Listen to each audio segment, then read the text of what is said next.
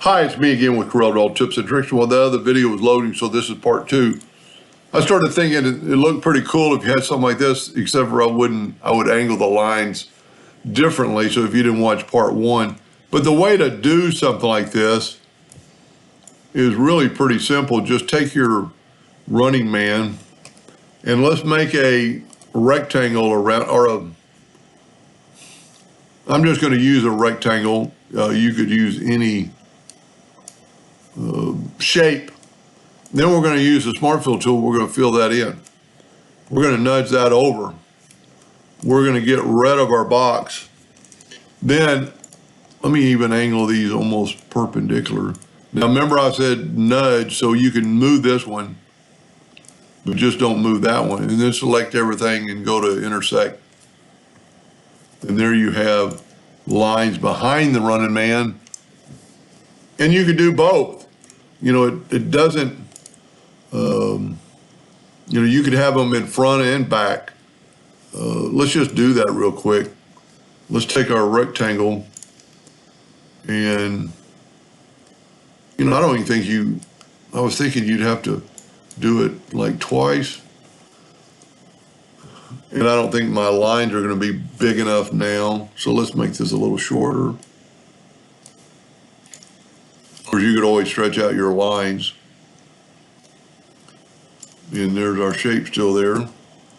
So then all you have to do is just take your Smart Fill tool and fill in that shape, move it over, and just remember, don't move your line.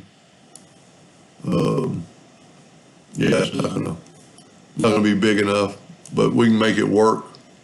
And then I'm gonna have to nudge this again and then intersect all this.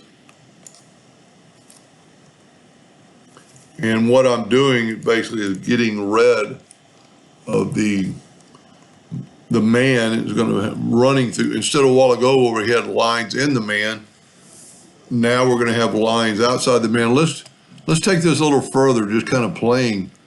This is a pretty cool idea, I think. Let's take these lines now and put them back to where they were on the running man. And whoop. And take our running man, let's get rid of all this.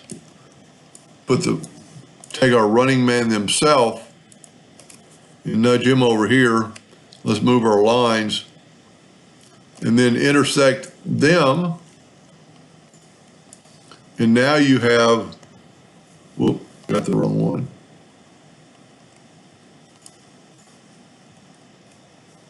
I'm not watching my monitor, and so you could have something like that. That's pretty cool. And you could play around with the thickness of lines and I use the real thick part of the line. Let's use the thinner part of the line. Do not move your man, move your lines. Tell you what, I'm gonna nudge this again, because you could just keep nudging and nudging. Maybe we'll even put these a little bit more of an angle. Then intersect all this. Total different look.